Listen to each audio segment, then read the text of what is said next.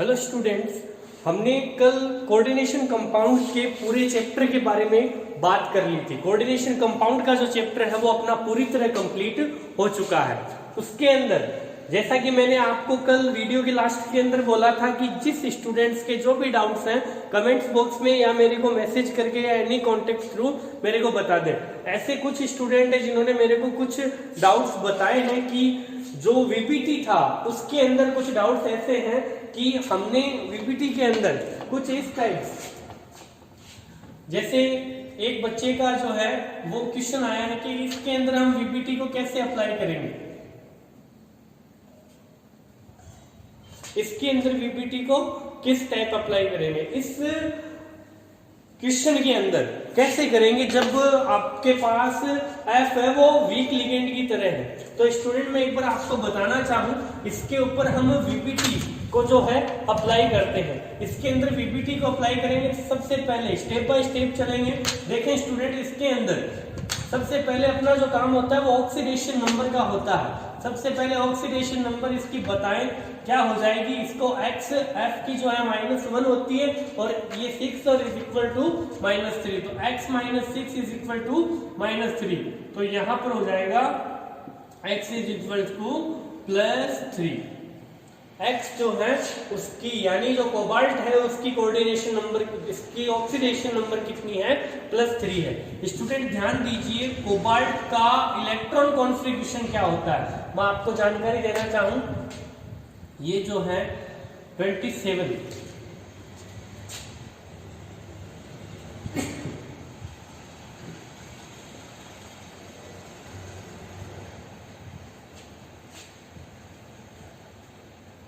आपके पास जो कोबाल्ट है वो कौन सी स्टेट में है, +3 स्टेट में। कोबाल्ट +3, तो आपको 3 इलेक्ट्रॉन है वो निकालने पड़ेंगे। तो स्टूडेंट यहाँ पर क्या हो जाएगा, पहले S से निकलेंगे 2 और 1 जाएगा D से, तो 4s 0 3d 6। तो स्टूडेंट CO+3 है, इस पर आपको VBT जो है वो अप्लाई करना है। देखें स्टूडेंट, कोबाल्ट +3 सबसे पहले 4s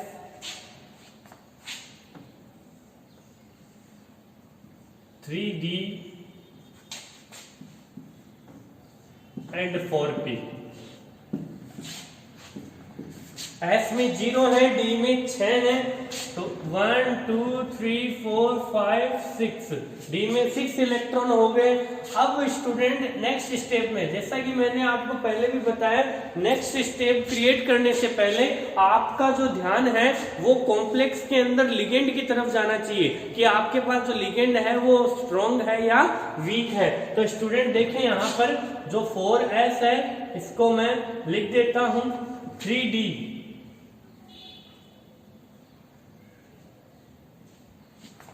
4p,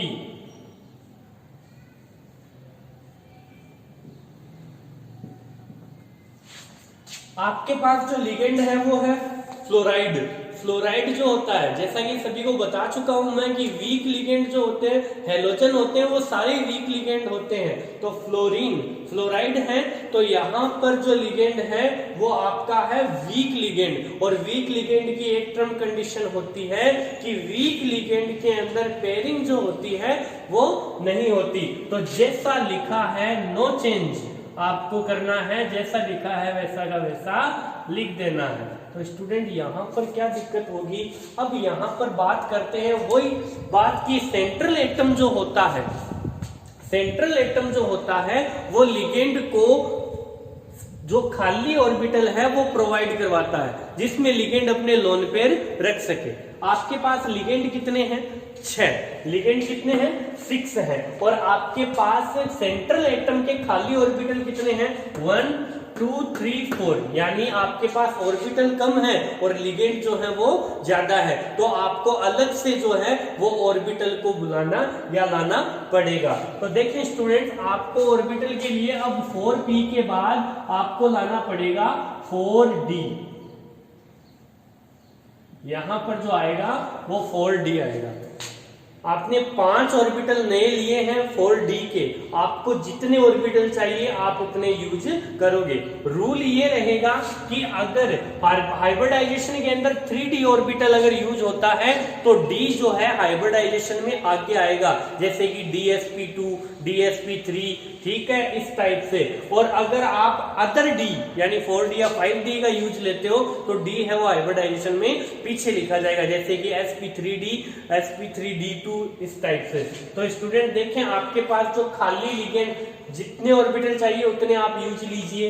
एक तो s का हो गया, एक तो s का ऑर्बिटल हो गया, p के 3 लोगे, ठीक है, d के कितने लेंगे, जितने हमें चाहिए। आपको कितने चाहिए, 6 लिगेंड है तो 1 2 3 4 5 6, तो एक तो ये रहा और ये रहे, ठीक है। तो sp3d2, तो लास्ट स्टेप के अंदर आप भरे हुए ऑर्बिटल को अलग लिख दोगे और खाली ऑर्बिटल को अलग लिख दोगे।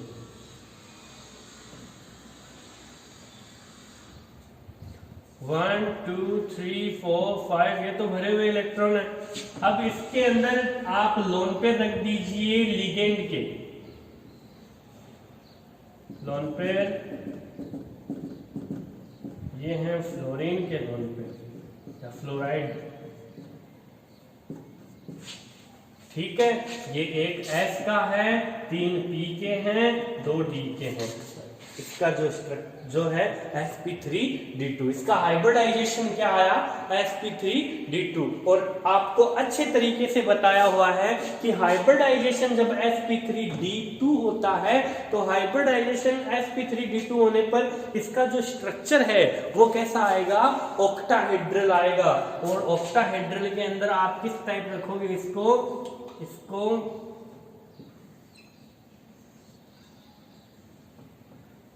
सेंट्रल एटम, और ये हो गया इसका स्ट्रक्चर।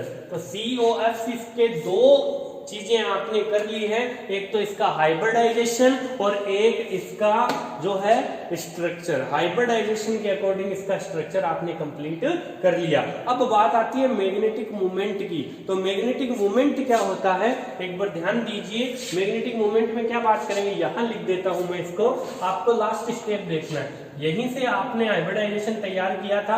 आपके पास जो इलेक्ट्रॉन है वो पेयर है या टोटली देखने हैं। टोटली अगर पेयर है तो अलग बात, और अनपेयर है तो अलग है। यहाँ पर आपको चाहे एक ही अनपेयर इलेक्ट्रॉन दिखो, आपको रूल अनपेयर का ही अप्लाई करना पड़ेगा। और रूल के अकॉर्डिंग जिनके अंदर जो है अनपेयर इलेक्ट्रॉन होते हैं उनका जो मैग्नेटिक प्रॉपर्टीज होती है वो होती है पैरामैग्नेटिक।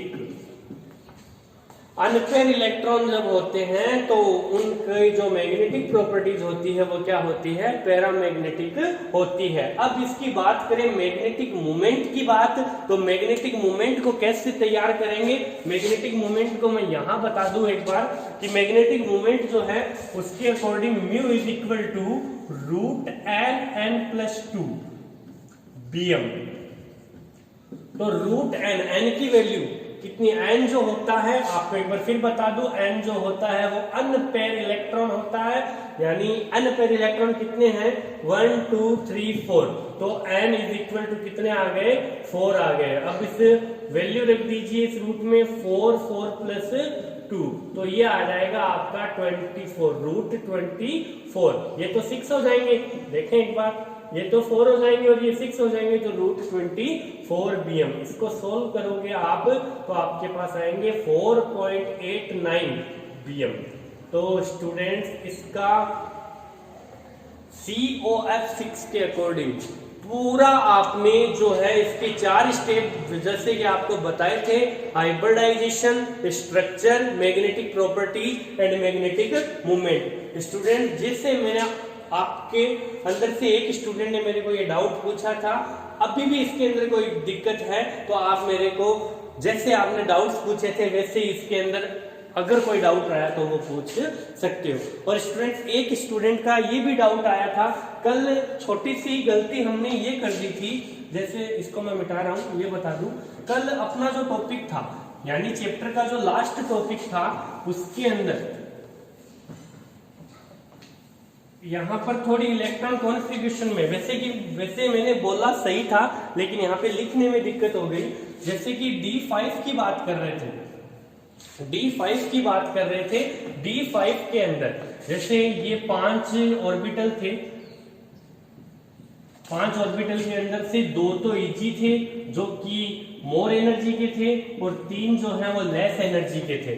D5 के अंदर एक स्टूडेंट्स जो है उसने ये बताया कि सर आपने वीडियो के अंदर जो है बोल दिया तो मैंने सही था, जैसे कि D5 का इसका स्ट्रॉन्ग लिगेंड के अकॉर्डिंग करना था। स्ट्रॉन्ग लिगेंड के अंदर रूल होता है कि पेयरिंग जो होती है वो पॉसिबल होती है। तो 5 1 2 3 4 5, तो यहाँ पर क्या हो जाता है स्ट्रॉन्ग लिगेंड के अंदर, तो इसका हो जाता है T2G5 EG0। जबकि वीक लिगेंड में क्या हो जाता है, वीक लिगेंड में पेयरिंग का रूल नहीं होता। तो स्टूडेंट मैं बता दूं आपको कि 1 2 3 4 5, तो स्टूडेंट T2G में तो 3 इलेक्ट्रॉन है और Eg में आपके 2 इलेक्ट्रॉन है, तो T2G हो जाएगा। यहाँ पर T2G है उसके अंदर तो आ जाएंगे 3 इलेक्ट्रॉन और Eg के अंदर आ जाएंगे 2 इलेक्ट्रॉन। स्टूडेंट कल मैंने वीडियो के अंदर इतनी सी गलती कर दी थी कि मैंने T2G3 बोला तो था, लेकिन यहाँ पर गलती से मैंने T2G2 लिख दिया था। तो इसको आप कोई गलती नहीं माने, जो है कई मेरी मिसप्रिंटेड थी कि यहाँ पर जो है मैंने 2 लिख दिया जबकि बोला मैंने 3 था। तो इस डाउट्स को आप कंप्लीट कर लें, कल मैंने D5 पे, और बाकी सारा जो है उसी टाइप से होगा, ठीक है।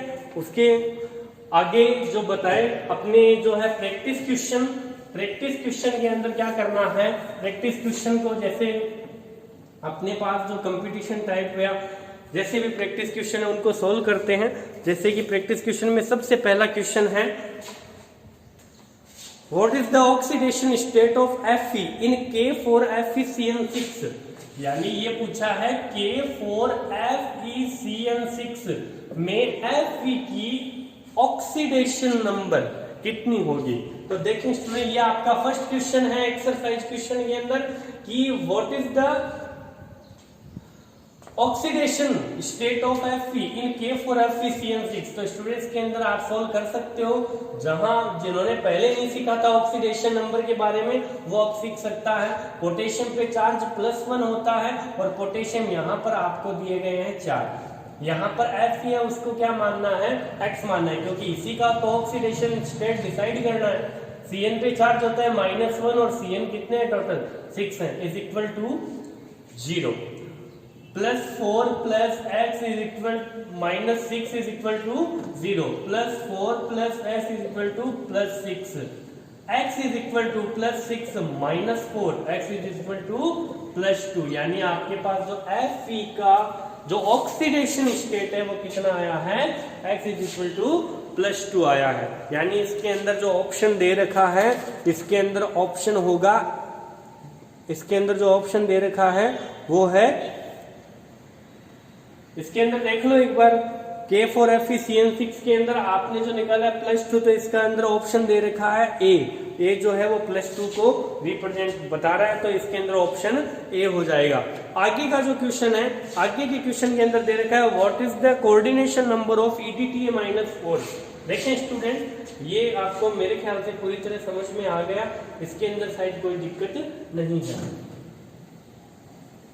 जैसा कि मैं कल बता चुका हूँ कि जो स्टूडेंट्स मान लो थोड़ा कम इंटरेस्ट ले रहे हैं वीडियो के अंदर, जिनको कुछ चीजें कम समझ में आ रही है, तो स्टूडेंट्स एक्सरसाइज क्वेश्चन के अंदर लगभग पूरा चैप्टर रिपीट हो जाता है। आपको मैं बता दूं, तो जिन्होंने उस टाइम ऑक्सीडेशन नंबर जैसे कई हैं वो ग्रुप के अंदर लेट भी जुड़े थे, तो यहाँ पर जो है वो आप अपना जो है पूरा तरीका यहाँ पर सीख सकते हो। देखिए आगे अगले ने पूछा है EDTA-4, EDTA-4 का कोऑर्डिनेशन नंबर कितना है। यानी अगर कोऑर्डिनेशन नंबर निकाला जाए, यानी इसके अंदर डोनेट एटम कितने, बात ये कि इसके अंदर डोनेट एटम कितने हैं, ठीक है। तो इसके अंदर डोनेट एटम बताने कितने, EDTA-4, पहले मैं इसका जो इसके नेम की फुल फॉर्म है वो बताना चाहूंगा, ethylene diamine tetra acetic ion. Tetra acetic ion. अगर -4 नहीं होता तो मैं एसिटिक एसिड लिख देता। ठीक है, तो ये थी फुल फॉर्म। इस फुल फॉर्म के अकॉर्डिंग हम इसका फॉर्मूला क्रिएट करेंगे। एथिलीन का फॉर्मूला होता है CH2। डाई एमीन है तो यहाँ पर 2 N लगेंगे। टेट्रा यानी 4 बॉन्ड, नाइट्रोजन के ऊपर जो 4 बॉन्ड हैं इनके ऊपर जो है एसिटिक आयन जुड़ा है तो CH2COO minus, CH2COO minus, CH2COO minus, CH2COO minus. ये लोन पेयर आएंगे, यहां आएंगे, माइनस वाले पे डोनेट एटम लगा नहीं सकते हम। ठीक है, नाइट्रोजन है वो डोनेट एटम की तरह काम करेंगे। अब टोटल इसको काउंट करते हैं 1 2 3 4 5 6, यानी इसके अंदर कितने डोनेट एटम है 6 है, तो इसका कोऑर्डिनेशन नंबर भी कितना होगा 6 होता। क्यों? सेंट्रल एटम से जो बॉन्ड हुए जो डोनेट एटम है वो ही उसकी कोऑर्डिनेशन नंबर होती है। तो स्टूडेंट मैं बता दूं यहाँ पर इसके डोनेट एटम का जो नंबर है इसको काउंट करके कितना आया है 6 आया है, यानी इसके साथ जो सेंट्रल एटम जुड़ा होगा उसकी भी कितनी होगी कोऑर्डिनेशन नंबर 6 ही होगी। तो यहाँ पर इसकी कोऑर्डिनेशन नंबर कितनी लिखनी है आपको 6 लिखनी है। तो इस टाइप आपको ethylene diamine tetra acetic ion, ये इसका फुल फॉर्म भी बहुत ज्यादा इंपॉर्टेंट है। आगे स्टूडेंट्स के अंदर दे रखा है, देखें एक बार, एक क्वेश्चन और है।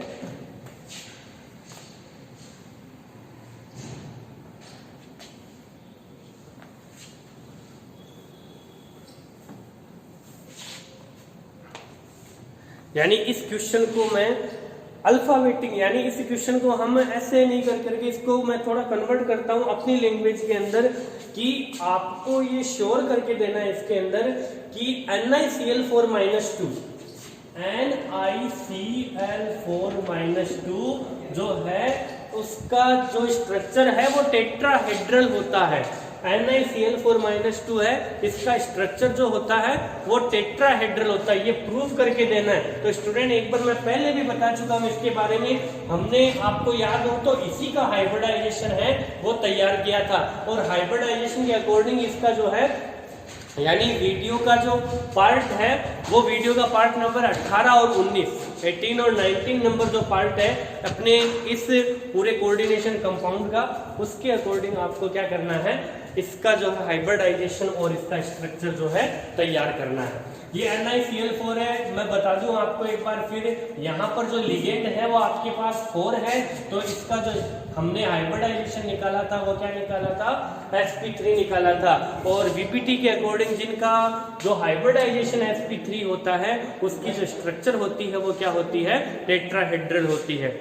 नेक्स्ट के अंदर, नेक्स्ट क्वेश्चन के अंदर अगर हम चलें तो नेक्स्ट क्वेश्चन के अंदर ये बताया गया है कि calculate the magnetic moment of Ni+2, calculate the magnetic moment of Ni+2, magnetic moment,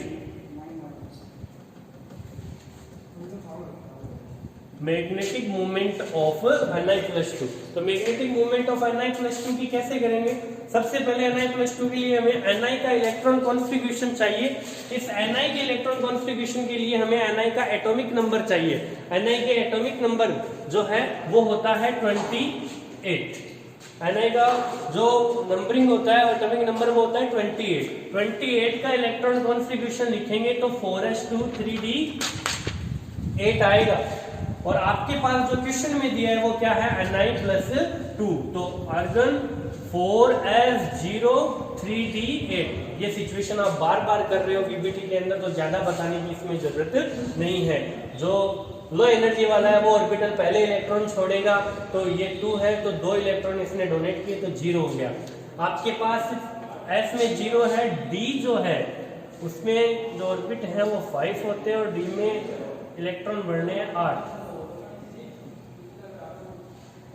बन दिए। ठीक है, मैग्नेटिक मोमेंट का फॉर्मूला होता है μ=√n+2bm। तो स्टूडेंट मैं आपको बताना चाहूं यहां पर तो अनपेयर इलेक्ट्रॉन जो दिए हैं वो क्या दिए हैं आपको, n = 2 दिए हैं। ठीक है, तो इसकी जो आई की value mu is equal to 2 plus 2 bm, यहाँ इसका आ जाएगा 2√4 bm। इसको आगे हम सॉल्व करें, यहाँ करते हैं म्यू इज इक्वल टू, आपके पास वैल्यू आई 2 4 की bm, इसको हम करेंगे सोल्व तो आ जाएगा √8 bm। √8 bm की वैल्यू जो होती है वो होती है आपके 2.89 bm। तो Ni+2 का मैग्नेटिक मोमेंट जो है वो कितना आता है, √2.89। ठीक है स्टूडेंट, मैं बता दूं अपने इस चैप्टर के अंदर जो प्रैक्टिस क्वेश्चन है वो ज्यादातर वीबीटी पर हैं और इनके आइसोमेरिज्म के जो न्यूमेरिकल हैं वो हैं। जो सॉफ्टली आपके जितने भी न्यूमेरिकल थे वो मैंने करवा दिए। अब एक पार्ट अपना न्यूमेरिकल का और रहा है जिसके अंदर हम जियोमेट्रिकल और ऑप्टिकल आइसोमेरिज्म, ठीक है, इनके जो न्यूमेरिकल है वो सॉल्व करेंगे वीपीटी के अंदर। तो स्टूडेंट्स वीपीटी के लगभग सारे कंपटीशन वगैरह टोटल मिलाकर के लगभग 20 के लगभग अप्रोक्स आपको वीपीटी के न्यूमेरिकल मिलेंगे। ठीक है, और ज्यादातर जो अपने न्यूमेरिकल बचे हैं वो आइसोमेरिज्म के बचे हैं। न्यूमेरिकल का पार्टीशन भी है, वो भी हम कल है वो कंप्लीट कर लेंगे। उसके अंदर आपको कुछ लैंग्वेज भी मिलेगी, लैंग्वेज जैसे कि किलेट लिगेंड की, ठीक है, और आपने एम्पीडेंट लिगेंड की, वो जो है वो लैंग्वेज भी आपको बताई जाएगी। और उसके अंदर ऑप्टिकल आइसोमेरिज्म कुछ ऐसे एग्जांपल हैं जिनकी जियोमेट्री भी आपको डिसाइड करनी पड़ती है और ऑप्टिकल आइसोमेरिज्म भी उसके अंदर डिसाइड करनी पड़ती है। तो स्टूडेंट इसके अंदर जो सॉफ्टली जो अब न्यूमेरिकल का पार्ट फर्स्ट था वो आज मैं कंप्लीट करता हूं। नेक्स्ट वीडियो के अंदर आपको जितने भी न्यूमेरिकल हैं, अपने पास जो न्यूमेरिकल है वो आइसोमेरिज्म के बचे हैं, आइसोमेरिज्म के न्यूमेरिकल है वो आपको नेक्स्ट वीडियो के अंदर बता दिए जाएंगे। इस पार्ट को, आज का जो वीडियो है उसको आप घर पे भी जो है तैयार करें और जो भी डाउट्स हैं कल की तरह जैसे आपने पूछे थे वैसे मेरे को पूछते रहें, आपको इसी तरह मैं बताता रहूंगा। Thank you.